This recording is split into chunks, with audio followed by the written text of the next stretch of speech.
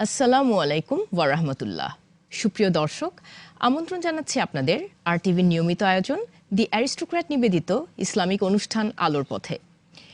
ইসলামে জ্ঞানার্জনের কোনো বিকল্প নেই, সুতরাং ইসলাম জ্ঞানের আলোকবর্তিকা দিকে দিকে ছড়িয়ে দিতে শুরু করে। ফলে ইসলাম জ্ঞান বিজ্ঞানে অগ্রসর হতে থাকে। ইসলামের প্রাথমিক যুগে জ্ঞান চর্চার যে প্রবাহ শুরু হয়, নারীরাও সেখানে সামিল হয়েছিল। ইসলাম নারী পুরুষের মধ্যে কোনো পার্থক্য না করে উভয়কে সমভাবে জ্ঞানার্জনের আদেশ দিয়েছে। কুরআনের নির্দেশও তাই। ইসলামে পার্থিব শিক্ষা লাভ করার জন্য নারীকে শুধু অনুমতি দেয়া হয়নি, বরং পুরুষের শিক্ষা দীক্ষা যেমন প্রয়োজন মনে করা হয়েছে, নারীদের শিক্ষা দীক্ষাও তদ্রূপ মনে করা হয়েছে। আজকের আলোচ্য বিষয় ইসলামে নারী শিক্ষার গুরুত্ব। এ বিষয়ে আমাদের সাথে আলোচনার জন্য আছেন রূপা রেজিনা খান, আসসালামু আলাইকুম। আরও আছেন সুফিয়া ওয়াহাব এবং ডক্টর অনুপম আফরোজ। দি অ্যারিস্টোক্র্যাট আলোর পথে অনুষ্ঠানে আপনাদের স্বাগতম। প্রথমেই রূপা আপার কাছে জানতে চাইব, ইসলামের নারী শিক্ষা বলতে আমরা কি বুঝি? ধন্যবাদ। ইসলামে শিক্ষার উপরে খুব গুরুত্ব দেওয়া হয়েছে এবং সব জায়গায় বলা হয়েছে যে নারী পুরুষ দুজনকেই সমান শিক্ষায় শিক্ষিত হতে হবে। ইসলামে নারী শিক্ষাকে কোনোভাবেই খাটো করে দেখা হয় নাই, কোনোভাবেই এটাকে আন্ডারমাইন করার চেষ্টা করা হয় নাই। জি। আর এই যে শিক্ষা, এই শিক্ষার অর্থটা কি সেটা আমাদের একটু বুঝতে হবে যে নারীর শিক্ষার খুব বেশি প্রয়োজন। কারণ যেরকম নেপোলিয়ন বোনাপার্টের কথা এসেছে যে একটা ভালো মা হলে ভালো জাতি দেওয়া যায়, সেজন্য নারী শিক্ষার উপরে গুরুত্ব খুব বেশি, ইসলামেও সেটা। এবং এটার মধ্যে শিক্ষা বলতে বা জ্ঞান বলতে যেটা ইসলামের মধ্যে খুব বেশি গুরুত্ব দেওয়া হচ্ছে সেটা হচ্ছে যে আল্লাহ রসুলকে চিনা, মানে ইসলামিক মনোথেইজম যেটা বলে যে আল্লাহর একত্ববাদে বিশ্বাস, যাতে করে ছেলে মেয়েদের আমরা প্রথম থেকেই নির্ভয় নির্ভীক হিসাবে বড় করতে পারি, সত্যের পথে থাকার জন্য বড় করতে পারি, সেই ব্যাপারে মেয়েদের সবসময় খুব গুরুত্ব দিয়ে সেটা শেখা উচিত, যাতে চিন্তা চেতনায় আমাদের সন্তানদের এবং কার্যাবলীর মধ্যে সেটার একটা প্রতিফলন ঘটে। জি জি জি। তার অর্থ কিন্তু এটা না যে মেয়েরা গবেষণা করতে পারবে না বা সুশিক্ষায় বা উচ্চশিক্ষায় শিক্ষিত হতে পারবে না, এরকম কোথাও আমাদের অনেক সময় একটা মিসকনসেপশন থাকে যে মেয়েরা ঘরে থাকে, ওদের এত পড়াশোনার দরকার কি। আপনি গ্রামে গঞ্জে দেখবেন অনেক সময় অনেক সময় মানুষ এই ধরনের বড় বড় স্পিচের মধ্যেও বলে ফেলে যে মেয়েরা 4-5 পর্যন্ত পাশ করলেই তো যথেষ্ট। কিন্তু এটা কিন্তু ইসলামের শিক্ষার বাইরে একদম উল্টা একটা কথা। মেয়েদের সুশিক্ষিত হতেই হবে। আপনি যদি সুশিক্ষিত না হন তাহলে আপনি কিভাবে আশা করবেন? কারণ বাচ্চারা সবসময়, সন্তানরা সবসময় দেখে শিখে, তাই না? ওরা যেটা দেখে সেইটাই ওরা দে লিসেন টু দ্যাট। হ্যাঁ, ওরা কিন্তু কানে শোনার চেয়ে আপনি যতই সারমন জারি করেন সেগুলি শুনবে না, কিন্তু আপনি কি করছেন সেটা। কাজে আপনার নিজের চরিত্রটাকে ঠিক করার জন্য আপনাকে আগে জ্ঞানী হতে হবে, কারণ নলেজ থাকলে তখনই আপনার অ্যাকশনসের ভিতর দিয়ে, আপনার কথার ভিতর দিয়ে সেটার একটা প্রতিফলন ঘটবে। ধন্যবাদ রূপা আপা, আপনাকে অনেক কিছু জানলাম। এ পর্যায়ে আমি সুফিয়া আপার কাছে জানতে চাইব, বর্তমান প্রেক্ষাপটে নারী শিক্ষার কতটুকু অগ্রগতি হয়েছে বলে আপনি মনে করেন? ধন্যবাদ কোয়েশ্চেন করার জন্য। অ্যাকচুয়ালি আমরা একটা অনুষ্ঠান করতে আসছি, আমরা কিন্তু 4 জনই নারী। জি। সো এটা একটা বড় অ্যাচিভমেন্ট। আমাদের প্রাইম মিনিস্টার, উনি একজন নারী। আমাদের opposition leader, she is also a lady. আমাদের যে speaker, she is also lady. So বর্তমান প্রেক্ষাপট যিনি রাষ্ট্রের দায়িত্বে আছেন, সেখানেই আমরা নারীর সবচেয়ে বড় ভূমিকা দেখতে পাচ্ছি।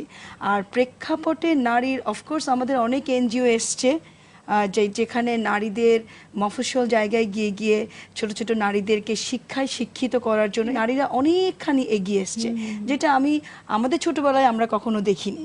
তো যেটা এখন আমরা দেখছি যে আমাদের ছেলেমেয়েরা সব একসঙ্গে কোনো প্রোগ্রাম করছে। সো নারীদের অগ্রগতি আগেও ছিল, এখনও ছিল। এবং ইসলাম, আপা যেটা বলেছেন, কখনোই ইসলাম আলাদা করে নাই। যেটা আমাদের হজরত আয়েশা রাদিয়াল্লাহু তাআলা আনহা, উনি আলহামদুলিল্লাহ 2000 হাদিস উনি বর্ণনা করে গেছেন। অ্যান্ড শি ওয়াজ দ্য, মানে কোরআনে হাফেজ। তাহলে আজ থেকে 1400 বছর আগে উনি যদি কোরআনে হাফেজ হয়ে থাকেন, তাহলে এই জিনিসটা রিলেট করো যে তখন থেকে নারী শিক্ষাটা শুরু হয়েছে। অ্যান্ড ক্রমবর্তমানে আজকের দিনেও কিন্তু আমরা শিখেই যাচ্ছি এবং বিভিন্ন টুলস দিয়ে পড়ছি, ঘরে ঘরে মারা শিক্ষিত হয়েছে। অ্যান্ড আমি ওটা বলতেই হয় আমাকে, যে নেপোলিয়ান বোনাপার্ট বলেছেন যে if you give me a good mother I will give the good nation. চমৎকার যে একটা যদি ভালো মা দেওয়া যেতে পারে, ভালো জাতি অবশ্যই তৈরি হবে, ভালো জাতি অবধারিত। তাহলে আর এখানে কোনো প্রকার মানে দ্বিমত থাকার কথা না যে এখন নারীরা আসলে কোন পর্যায়ে যাচ্ছে। তো এই পর্যায়ে আবার অনুপম আপনার কাছে যাব। আমি জানতে চাইবো যে নারী শিক্ষা লাভের অধিকারে রাসূলুল্লাহ সাল্লাল্লাহু আলাইহি ওয়াসাল্লাম কি কি পদক্ষেপ গ্রহণ করেছিলেন? ধন্যবাদ আপনাকে। আমরা সবাই জানি যে রাসূলুল্লাহ সাল্লাল্লাহু আলাইহি ওয়াসাল্লামের সময়ে নারীদের অবস্থা খুবই করুণ ছিল। তো রাসূল সাল্লাল্লাহু আলাইহি ওয়াসাল্লাম যখন এই অবস্থাটা দেখলেন, তিনি আস্তে আস্তে কিন্তু সমাজ সংস্কারমূলক কাজ অর্থাৎ নবুয়ত পাওয়ার আগে থেকেই কিন্তু শুরু করলেন। শুরু করার পরে যখন তিনি নবুয়ত পেলেন, তখন যে শিক্ষাটার যে ব্যাপারটা ছিল, যে রাসূল সাল্লাল্লাহু আলাইহি ওয়াসাল্লাম যখন নবুয়ত পেলেন এবং তখন যে ভীত অবস্থায়, অর্থাৎ তার উপরে যখন কোরআনের প্রথম আয়াতটা অবতীর্ণ হলো, ওই অবস্থায় তিনি যখন ঘরে ফিরে আসলেন, ঘরে ফিরে আসার পরে দেখা গেল যে একজন নারী কিন্তু সর্বপ্রথম তাকে কি করলো, সাপোর্ট দিল, তাকে তার প্রতি সাহস দিল যে আপনি ভয় পাবেন না, নিশ্চয়ই আল্লাহ রাব্বুল আলামিন আপনার উপর কোনো বড় দায়িত্ব অর্পণ করেছেন। এই যে সহযোগিতা, এবং রাসূলুল্লাহ সাল্লাল্লাহু আলাইহি ওয়াসাল্লামের কাছে সবচেয়ে আমাদের গর্বের বিষয় যে ইসলামের প্রথম ইসলাম গ্রহণকারী যিনি ছিলেন, তিনি ছিলেন একজন নারী, এবং তিনি ছিলেন হযরত খাদিজা রাদিয়াল্লাহু আনহা। তো সেখান থেকেই কিন্তু মূলত নারী শিক্ষার যাত্রা শুরু। এবং রাসূলুল্লাহ সাল্লাল্লাহু আলাইহি ওয়াসাল্লাম তার জীবনে যখন কোথাও গিয়েছেন, তিনি বারবার বলেছেন আমার কাছে সবচেয়ে প্রিয় হচ্ছে সুগন্ধি আর নারী। এই যে নারীদের প্রতি তিনি যে এই ভালোবাসাটা দেখিয়েছেন, কারণ কি? কারণ নারীরা যেন পিছিয়ে না থাকে, নারীরা যেন আগ্রহী হয়। এবং যখনই কোনো সমাবেশ হয়েছে, যখনই কোনো বক্তৃতা দিয়েছেন, জুম্মার নামাজের খুতবা দিয়েছেন, তিনি নারীদেরকে আহ্বান জানিয়েছেন তোমরা আসো। এই যে সহযোগিতা এবং এই যে প্রচেষ্টাগুলো, এই প্রচেষ্টাগুলোই কিন্তু নারী শিক্ষার সূত্রপাত ঘটিয়েছে, এবং সেখান থেকে নারীরা অগ্রগতি লাভ করতে সম্ভব হয়েছে। কারণ আল্লাহ তাআলা মানুষ সৃষ্টি করেছেন পৃথিবীতে সুন্দরভাবে বসবাস করার জন্য, তার ইবাদত করার জন্য। তো সেখানে একটা শ্রেণী নারী যদি অশিক্ষিত থেকে যায়, তাহলে কিন্তু কখনোই সহযোগিতাপূর্ণভাবে সহমর্মী বা একজন আরেকজনের পরিপূরক হিসেবে পৃথিবীতে সুন্দরভাবে বসবাস করা, সুন্দর পরিবার, সুন্দর সমাজ, সুন্দর রাষ্ট্র গঠন করা সম্ভব না। এই জন্য আল্লাহ রাব্বুল আলামিন কোরআনের শিক্ষার ক্ষেত্রে কখনো নারীদেরকে আলাদা করে বলেননি। আল্লাহ তাআলা বলেছেন ইকরা, মানে পড়ো, জ্ঞান অন্বেষণ করো। এবং আল্লাহ তাআলা বলেছেন যে তোমরা আমার সৃষ্টি সম্পর্কে জ্ঞান অন্বেষণ করো, কিন্তু আমাকে নিয়ে গবেষণা করতে এসো না। কারণ আল্লাহ সম্পর্কে গবেষণা করে আমাদের ক্ষুদ্র মস্তিষ্কে তা মানে ধারণ করা সম্ভব না। কিন্তু সৃষ্টি সম্পর্কে গবেষণা করতে গিয়ে আমরা কি দেখছি, যে মানুষ যত বেশি সৃষ্টি নিয়ে গবেষণা করছে, তত কিন্তু মানুষ ইসলামের প্রতি আরো আগ্রহী হচ্ছে, ইসলামকে মানুষ জানছে। তো সেই এরকম একটা জায়গা থেকে নারীদেরকে যদি আমরা পিছিয়ে রাখি, তাহলে কি আমাদের সমাজ থাকবে অপরিপূর্ণ। তো সেই সমাজকে সুন্দর করে গড়ে তোলার জন্য রাসূলুল্লাহ সাল্লাল্লাহু আলাইহি ওয়াসাল্লাম যেমন নারীদের শিক্ষাটা প্রতিষ্ঠিত করেছেন, শুধু বাস্তবায়ন মানে একেবারে এস্টাবলিশ করেছেন সমস্ত ক্ষেত্রে। ওই সময়ে দেখা গেছে নারী চিকিৎসক ছিলেন, নারী কারিগর ছিলেন, নারী ব্যবসায়ী ছিলেন, তারা এই যে এগুলো শিখেছেন। হ্যাঁ, শিক্ষক ছিলেন। আমাদের নারীদের মধ্যে সর্বশ্রেষ্ঠ শিক্ষক হযরত আয়েশা রাদিয়াল্লাহু আনহা, তার সম্পর্কে তিনি এমনও এসেছে যে তিনি যদি রাসূল সাল্লাল্লাহু আলাইহি ওয়াসাল্লামের স্ত্রী না হতেন, তাহলে দেখা যেত যে আমরা ইসলামের অনেক বিষয় থেকে আমরা মানে জানতে পারতাম না। এবং উনি সর্বদা রাসূলুল্লাহ সাল্লাল্লাহু আলাইহি ওয়াসাল্লামের সাথে থাকার কারণে ইসলামের অনেক গভীর বিষয় আমরা জানি, গোপনীয় বিষয়, নারীদের অনেক গোপনীয় বিষয় নারীরা জানতে পারে। তো এখানে কোনোভাবেই নারী শিক্ষাকে ছোট করে দেখার কোনো সুযোগ নাই। এরই ধারাবাহিকতায় বর্তমান সমাজের নারীদেরকেও কিন্তু সুশিক্ষায় শিক্ষিত করে তাদেরকেও সমাজে প্রতিষ্ঠিত করাটা অতি জরুরি। ধন্যবাদ অনুপমা আপা। আমরা এই আলোচনায় আবারও ফিরে আসবো, তবে দি অ্যারিস্টোক্র্যাট আলোর পথে অনুষ্ঠানে নিয়ে নিচ্ছি ছোট্ট একটা বিরতি। আশা করছি কোথাও যাবেন না, আমাদের সঙ্গেই থাকবেন।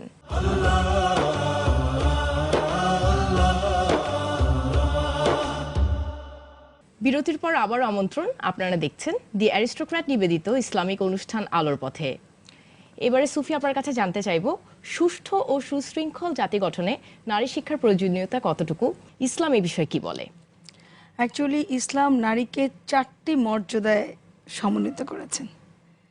নারী হচ্ছে প্রথমত কন্যা, তারপরে নারী হচ্ছেন স্ত্রী, নারী হচ্ছেন মা, এবং নারী হচ্ছে রাষ্ট্রীয়ভাবে সমাজ গঠনে বড় একটা ভূমিকা রাখছে। এখন জাতি গঠনে নারী শিক্ষার প্রয়োজনীয়তা অবশ্যই আছে, কারণ মাকে বড় একটা ভূমিকা রাখতে হয়। হ্যাঁ, তো এই মাকে ভূমিকা রাখতে গেলে মা যদি শিক্ষিত না হয়, সে বাচ্চাকে কিভাবে তার ভূমিকাটা রাখবে? তো অবশ্যই নারীকে শিক্ষিত হতে হবে।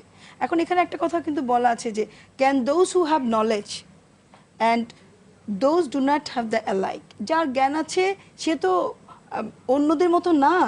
তো যেই মহিলা জ্ঞান অর্জন করেছে সেই তো তার বাচ্চাকে একজন জ্ঞানী বাচ্চা রূপে প্রতিষ্ঠিত করতে পারবে। অবশ্যই, তো সেটা বড় একটা ব্যাপার। সো মাকে শিক্ষিত হতে হবে, মাকে জানতে হবে। মা যেমন বাচ্চা গঠনের তাকে সহায়তা করে, অ্যাজ ওয়েল অ্যাজ কিন্তু আমাদের দেশটাকেও কিন্তু মা এগিয়ে নিয়ে যাচ্ছে। সামাজিক পুরুষের প্রেক্ষাপটে পাশাপাশি অনেক বড় একটা অবদান সামাজিক রাখছে। প্রেক্ষাপটে জি। কিন্তু মার একটা বিশাল ভূমিকা আছে, অবদান অবশ্যই, আছে। জি। আমরা টিনেজার বাচ্চাদেরকে মা বাবা যতটুকু বুঝিয়ে সুন্দর করে তার জ্ঞান দিয়ে কাউন্সিলিং করে আস্তে আস্তে ধাপে ধাপে বাচ্চাকে বড় করছেন, এটা শিক্ষিত মা না হলে কখনোই সম্ভব না। তাহলে শিক্ষার ক্ষেত্রে মেয়েদের একটা অবদান আছে, এবং ফ্যামিলি ফরমেশনের ক্ষেত্রেও মেয়েদের শিক্ষাটা অত্যন্ত জরুরি বলে আমি মনে করি। ধন্যবাদ সুফি আপা। এবারে অনুপম আপনার কাছ থেকে জানতে চাইবো, বর্তমান প্রেক্ষাপটে অনগ্রসর নারীদের আগ্রহী করতে হলে আমরা কি কি পদক্ষেপ গ্রহণ করতে পারি, আর এই বিষয়ে ইসলাম কি বলে? ধন্যবাদ আপনাকে। ইসলাম নারী এবং পুরুষের সমান শিক্ষার মর্যাদা দেওয়ার পরও ইসলামের সেই স্বর্ণোজ্জ্বল যুগে আমরা দেখেছি নারীদের শিক্ষার ক্ষেত্রে কোনো বাধা ছিল না।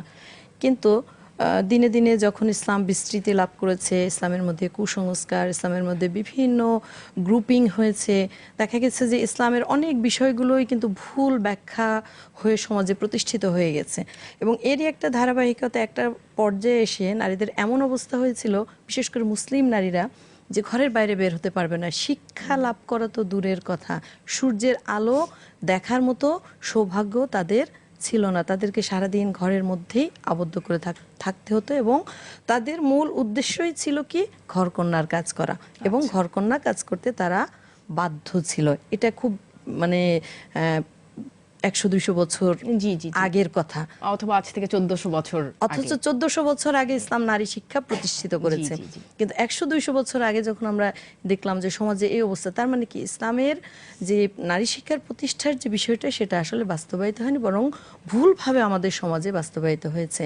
যা হোক, পরবর্তীতে যখন সভ্যতার অগ্রগতি হতে থাকলো, আমাদের দেশ স্বাধীন হলো, দেশ স্বাধীন হওয়ার পরে বাংলাদেশ সরকার যখন অনুভব করলো যে না, নারী শিক্ষার অগ্রগতি হওয়াটা জরুরি, কারণ সমাজের অর্ধেক একটা অংশ হলো নারী, এদেরকে পিছিয়ে রেখে দেশকে সামনের দিকে এগিয়ে নিয়ে যাওয়া সম্ভব না।